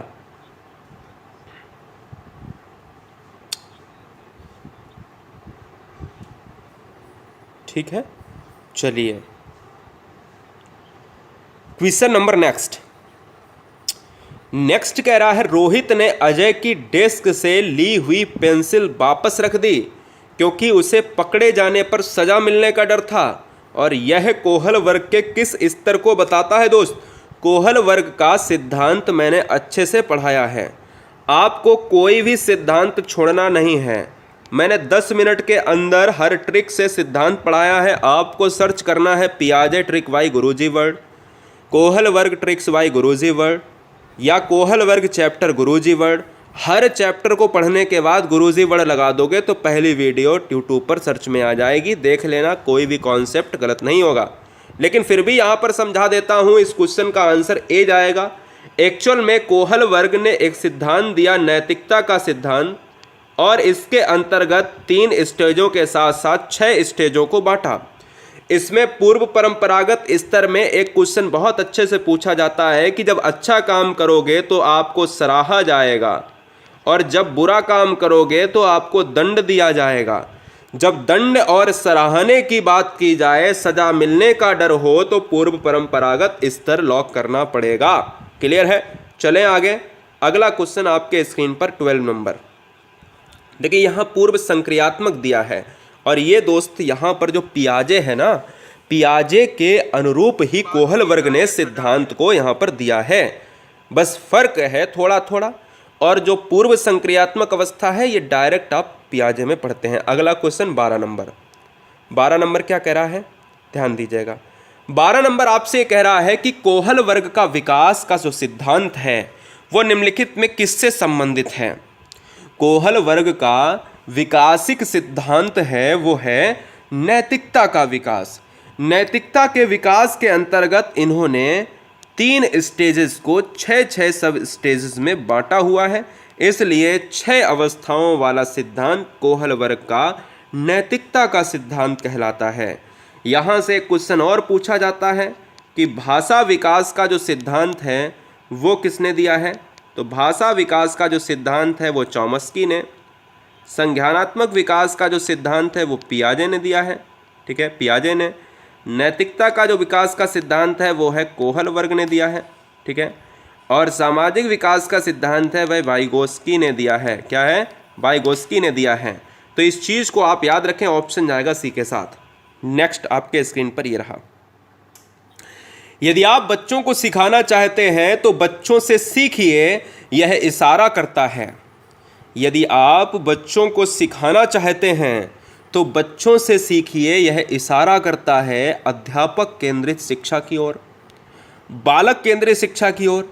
या फिर अगर मैं बात करूं यहाँ पर मूल्यांकन की बात करी जाती है, जिसको हम एवेल्यूएट करते हैं, चीज़ों को एवेल्यूएट करते हैं, एवेल्यूएशन में आती हैं, उस केंद्रित शिक्षा की ओर या परीक्षा केंद्र शिक्षा की ओर। तो सिंपल सी बात है कि अगर एक स्टूडेंट से, एक अध्यापक से कहा जाता है कि आप अगर उसे पढ़ाना चाहते हो, सिखाना चाहते हो, तो बच्चों से सीखिए कि बच्चा किस लेवल का है। यहाँ पर ये मतलब नहीं है कि बच्चा आपको पढ़ाएगा, बच्चों से सीखिए और उसके बारे में पता कीजिए, उसका जो ज्ञान का स्तर है वो क्या है, बच्चा किस तरीके से आपसे उम्मीद करता है, किस तरीके से वो रुचि चाहता है। तो इसलिए यहाँ पर बाल केंद्रित शिक्षा हो जाएगा, जिसको हम कहते हैं चाइल्ड सेंटर्ड शिक्षा, और हम यहाँ पर ऑप्शन नंबर बी लॉक करेंगे।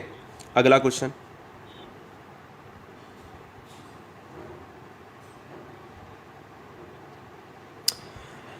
अगला क्वेश्चन आपके स्क्रीन पर ये रहा। आपसे कह रहा है कि एक प्रारंभिक कक्ष में एक लड़की अपने साथ जो अनुभव ले जाती है या अनुभव जाती है, जो अनुभव ले जाती है, यहाँ पर ले होना चाहिए, जो अनुभव ले जाती है उसको यहाँ पर क्या करना चाहिए?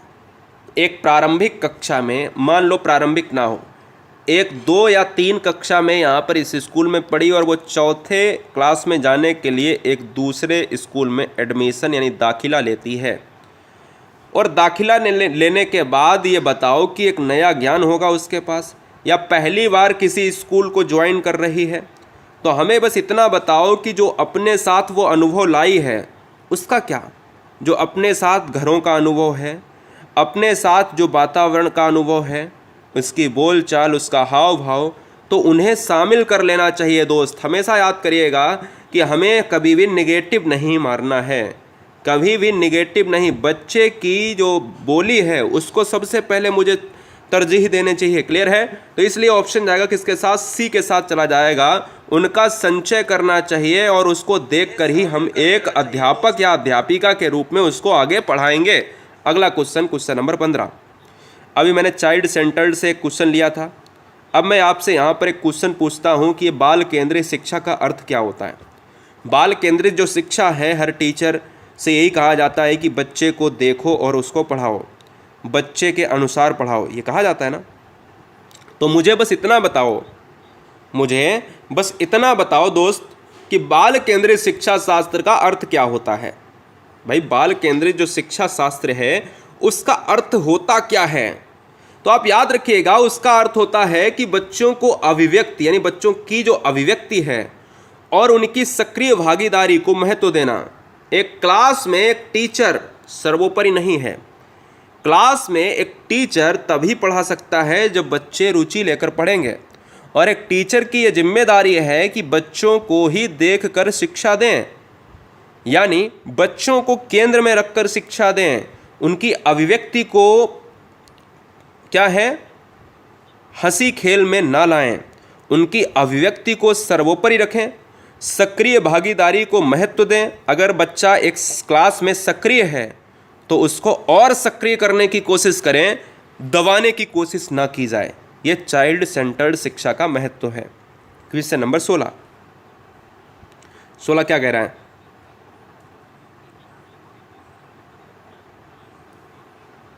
ठीक है, चलिए बहुत अच्छे। वीडियो को लाइक और चैनल को सब्सक्राइब कर लें।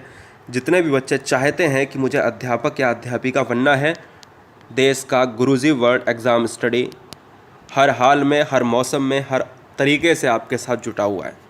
कोई तांडव, कोई शोर शराबा नहीं। क्वेश्चन नंबर 16, प्रगतिशील शिक्षा में बच्चों को किस प्रकार से देखा जाता है? तो प्रगतिशील शिक्षा में हमें एक पॉजिटिव आंसर लेना है, इसलिए इस क्वेश्चन का आंसर जाएगा डी के साथ। निष्क्रिय एक कहीं ना कहीं निगेटिव आंसर है, और खाली स्लेट का मतलब है कि बच्चा कोरा कागज है, गलत बात है। छोटे वयस्कों का मतलब है छोटा बड़ा भेदभाव क्यों करना, तो यहाँ पर यह भी गलत है। सक्रिय अन्वेषक, अन्वेषक का मतलब है कि एक सक्रिय योद्धा, ठीक है ना, इन्वेंटर, और ऑप्शन जाएगा डी के साथ। अगला क्वेश्चन आपके स्क्रीन में है, क्वेश्चन नंबर 17। फ्राइड के किस पद का उपयोग मन जो है किस रचना के अपने सिद्धांत का वर्णन करने के लिए किया? यानी फ्राइड ने मन की संरचना को यहाँ पर वर्णन करने के लिए कौन से ऑप्शन को रखा? तो हमेशा याद रखिएगा, चेतना वर्ड जो है फ्राइड ने यूज़ किया है। और सिगमंड फ्राइड किसके जो है जनक हैं? कमेंट कीजिएगा, मुझे ये बताइएगा कि मनोविश्लेषणवाद के जनक कौन हैं? मनोविश्लेषणवाद के जनक कौन है, जरा कमेंट कीजिए। तब तक लेता हूँ 18 नंबर। इतना ज़बरदस्त क्वेश्चन है, बड़ा ध्यान दीजिएगा। चलो बहुत अच्छे।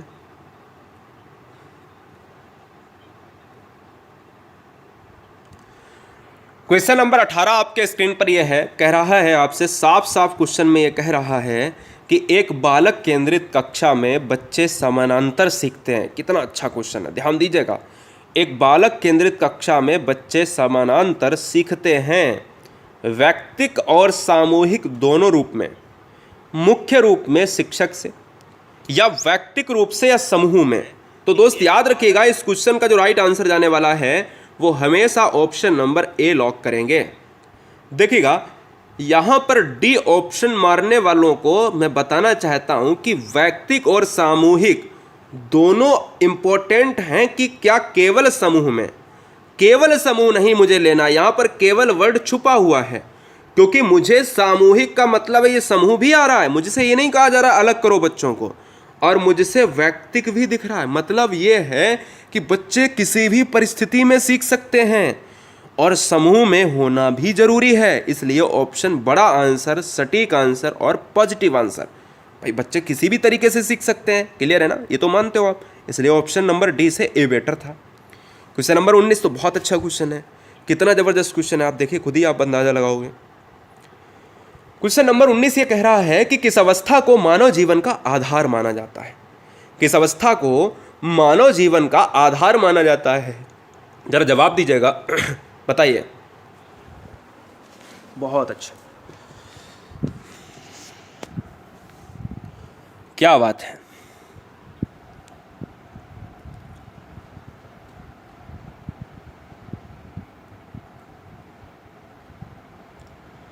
जबरदस्त जबरदस्त गाइस, बहुत बढ़िया, ब्रिलियंट बच्चे। ठीक है, बहुत अच्छे आंसर आपने लगाया होगा, तो ऑप्शन नंबर ए ही लगाया होगा। देखिएगा क्वेश्चन में क्या कह रहा है 19 का बी वाला कौन है यार, मतलब बहुत गलत बात है। एक पुंडेर का आंसर आ रहा है, ठीक है ना, प्राची का आंसर है, निया सिंह का आंसर है, बहुत लोगों का आंसर गलत है देखा जाए, ठीक है। अभिषेक, अनुरोध, कुत्ता, मतलब ये यार ठीक नहीं है, मतलब बात ठीक नहीं है। मानव जीवन का आधार माना जाता है। आधार का मतलब यार समझो ना, आधार का मतलब क्या है। बिल्कुल यहाँ पर अंग्रेजी आपकी आएगी, वादा किया है, आज ही कल में स्टार्ट हो जाएगी, बस टेंशन ना लो, आज कल में स्टार्ट हो जाएगी। आजकल का मतलब आजकल, तबीयत नहीं सही थी, आप सभी को पता है। ऑप्शन जाएगा किसके साथ, एक के साथ, शैशवावस्था। क्वेश्चन का देखिए मतलब क्या है, आधार। और आधार का मतलब क्या होता है, आधार का मतलब होता है जब किसी मकान को बनाते हैं तो मुझे ईंट की जरूरत पड़ती है, ईंट और ईंट और ईंट और ईंट, ये क्या है, उसका बेस है, उसका आधार है। मैथ कैसे पढ़ते हो, बोला बेसिक लेवल क्लियर होना चाहिए, आपका आधार मजबूत होना चाहिए। क्लियर है। तो यार आधार का मतलब है कि क्या किशोरावस्था में उसको आधार बनेगा, हमें 18 साल तक का उसका वेट करना पड़ेगा तभी उसका आधार माना जाएगा, नहीं। एक बच्चे की जो अवस्था होती है ये क्या होती है, यही बच्चे का जीवन तय करता है, शैशवावस्था। और यही दोस्त ये 5 साल इंपॉर्टेंट होते हैं बच्चे के जीवन के, इसलिए आंसर ए जाएगा। क्लियर है। चलिए क्वेश्चन नंबर 20।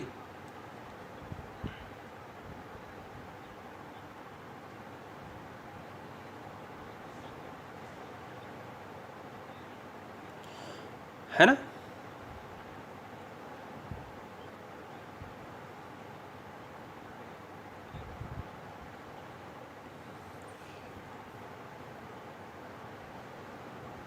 अच्छा सी नहीं हो सकता भाई, सी कैसे हो सकता है।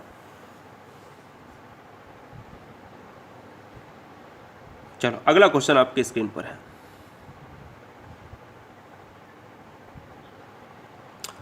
निम्नलिखित अवधि में किसमें शारीरिक वृद्धि एवं विकास तीव्र गति से घटित होता है, बताइए।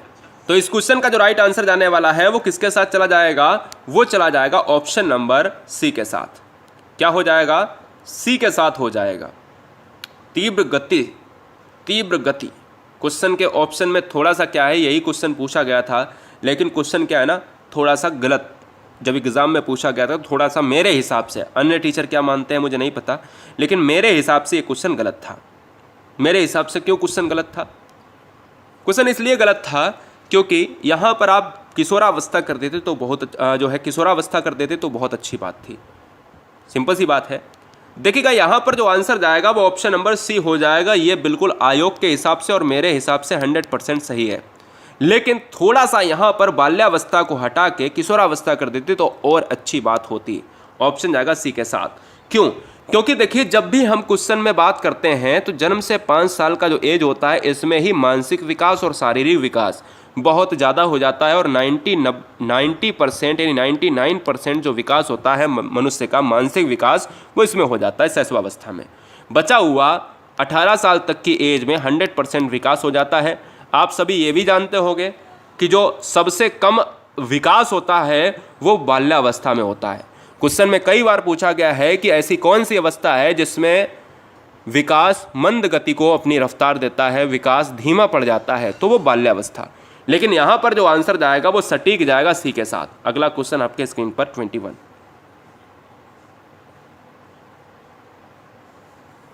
ठीक है, बाल्यावस्था क्यों लगा दिया उसने, क्योंकि वहां पर क्या है, उन्होंने प्रारंभिक बाल्यावस्था लगा दिया, इसलिए थोड़ा बहुत सही हो जाता है।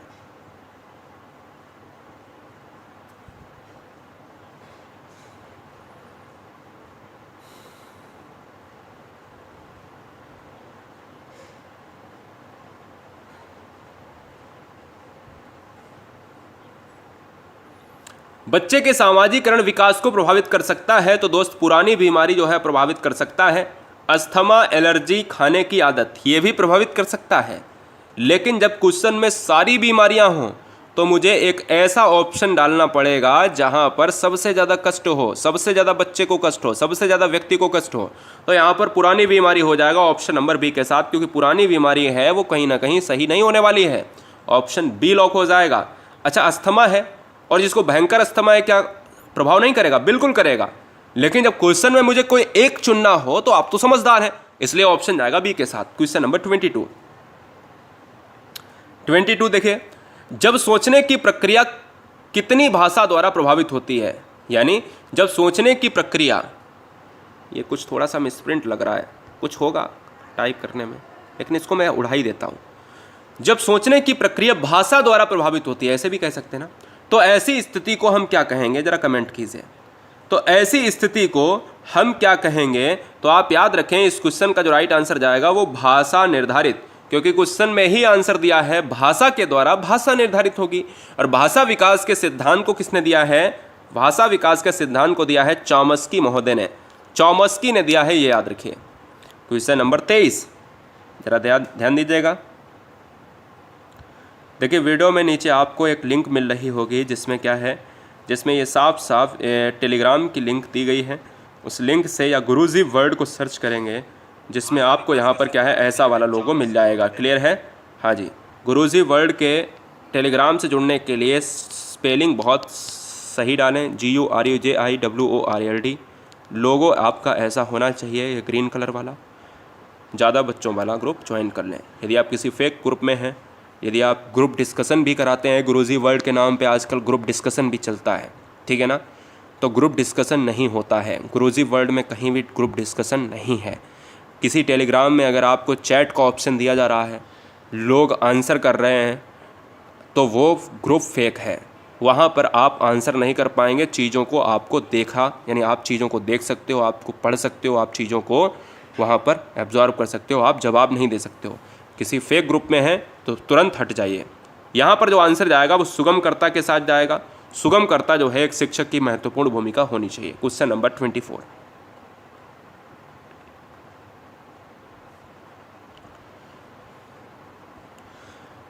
एकाधिकार बुद्धिमान का जो बुद्धिमानी का सिद्धांत है वो क्या कहता है। एकाधिकार बुद्धिमानी का सिद्धांत का मतलब है जो बुद्धि, हम कहते हैं ना, एक बुद्धि का सिद्धांत विनय ने दिया, द्विबुद्धि का सिद्धांत किसने दिया भाई, सिंपल सी बात है, द्विबुद्धि, त्रिबुद्धि, बहुकारक बुद्धि जिसमें थॉर्नडाइक की बात करते हैं, फिर स्टर्न की बात आती है, कैटल की बात तरल ठोस बुद्धि में आती है, त्रियामी सिद्धांत जो आता है आपका, किसका आता है, त्रिविमीय सिद्धांत, त्रियामी सिद्धांत गिलफोर्ड का आता है। ऐसे ही यहाँ पर एकाधिकार, एक से अधिक, और जब एक से अधिक होंगी बुद्धि तो सिंपल सी बात है कि क्वेश्चन को बहुत ध्यान से पढ़ा करो।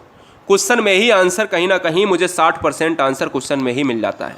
एकाधिकार, एक से अधिक बुद्धिमान मानी का सिद्धांत यही तो कहेगा कि बुद्धि कई प्रकार की हो सकती है, पेन पेंसिल का मतलब ही नहीं है।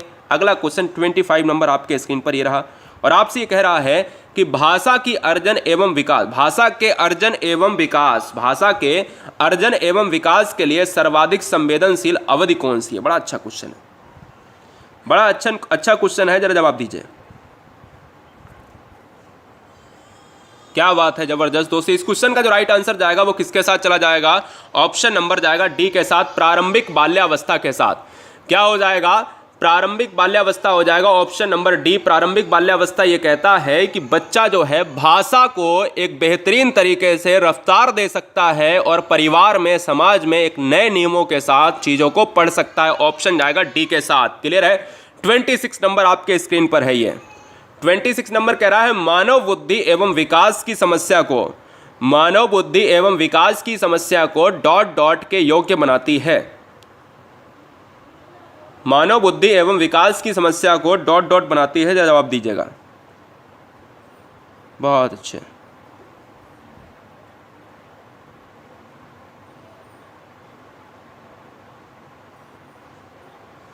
चलो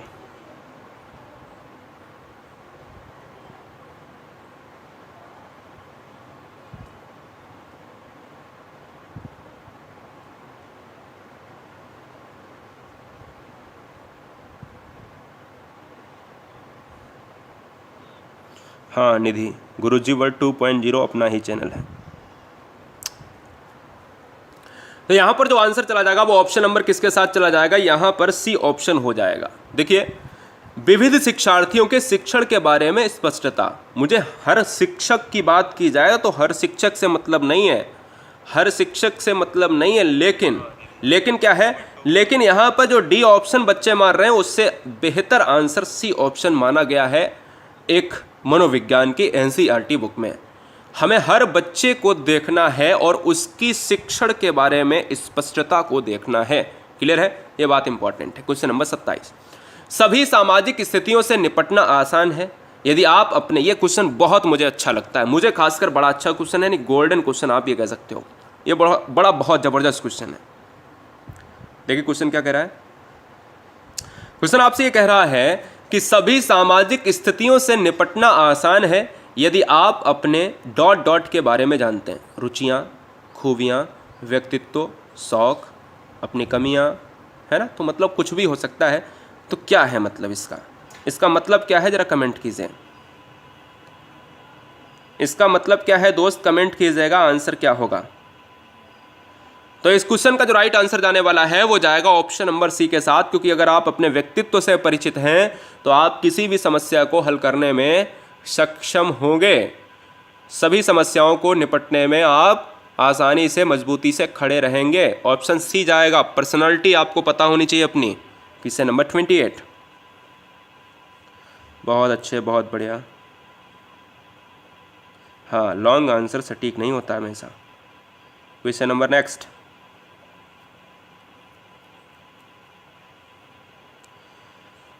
क्वेश्चन नंबर नेक्स्ट आपसे ये कह रहा है, क्या कह रहा है, देखो वीडियो को एक बार लाइक जरूर कर देना। गुरुजी वर्ल्ड एग्जाम स्टडी, ये क्या है, ये आप सराहते हो हम लोगों को।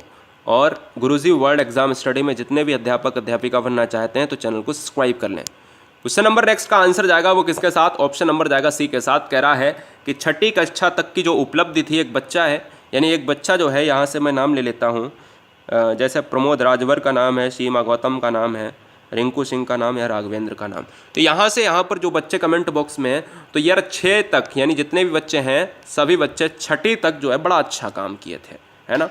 एकदम से बढ़िया तरीके से काम किया। उनके माँ बाप ने इतना जो है बोला मेरा बच्चा बहुत बढ़िया है। फिर जो है 7वीं कक्षा तक पहुँचा और कहीं ना कहीं अपने ही साथियों में वो पिछड़ गया, अपने ही साथियों में वो पिछड़ गया, है ना।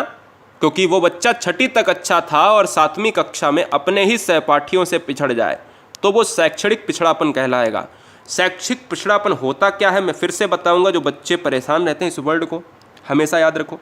शैक्षिक पिछड़ापन वो होता है कि अगर कक्षा 7 में आप पढ़ रहे हो और अपने ही मित्रों से आप क्लास में पिछड़ जाओ, अपने ही मित्रों से आप क्लास में पिछड़ जाओ, सेम कैटेगरी में सेम क्लास में बहुत पीछे हो जाओ, तो वो शैक्षिक पिछड़ापन कहलाता है। क्लियर है? नेक्स्ट,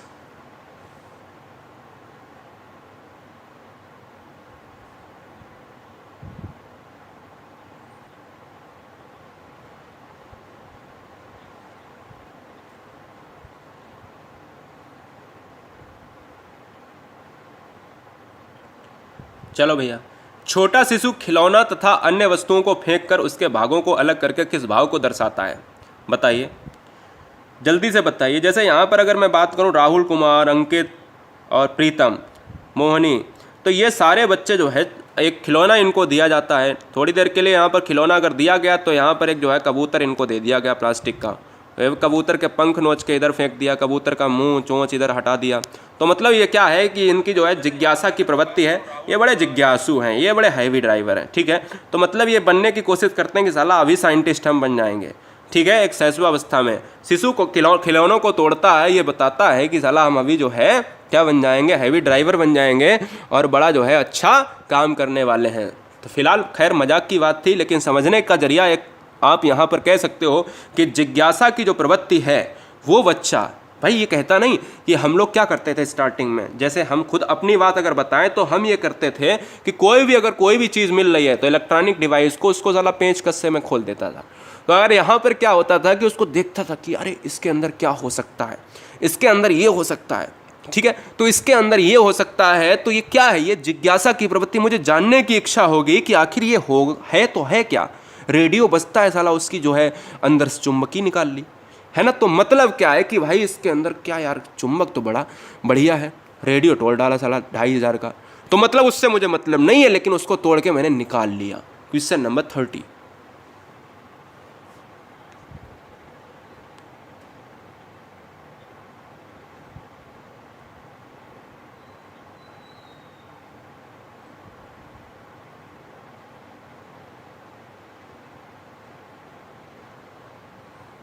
चलो नौरव सिंह, धन्यवाद।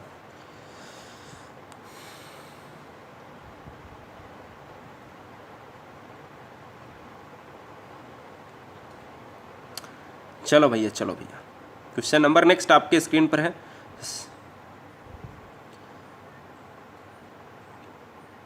हाँ पंडित शौर्य पांडे, तुम भी तो खाते थे।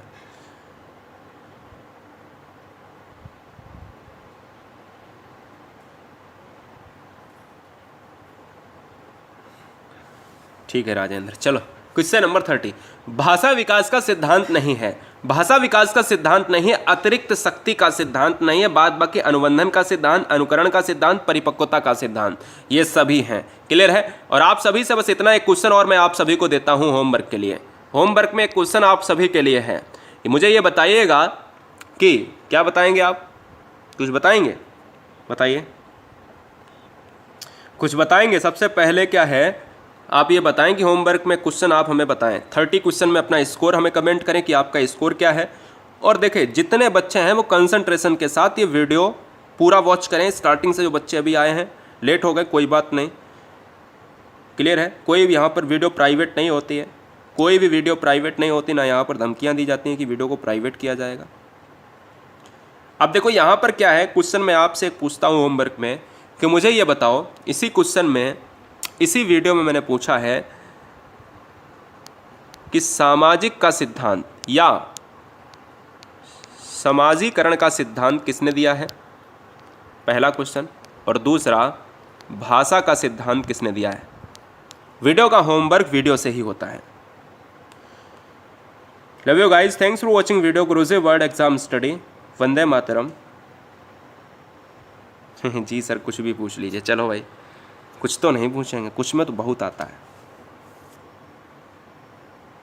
ठीक है, love you guys, thanks for watching video. Brilliant बच्चों के साथ, ब्रिलियंट बहनों के साथ, ब्रिलियंट भाइयों के साथ, थैंक्स फॉर। चलिए तो वीडियो को ख़त्म करते हैं, एंड करते हैं। नेक्स्ट वीडियो में मिलेंगे बेहतरीन जोश के साथ। तब तक शेयर करो और कामना करो कि सब कुछ अच्छा रहे। गुरुजी वर्ल्ड परिवार अपना परिवार है, कोई एक चैनल नहीं है।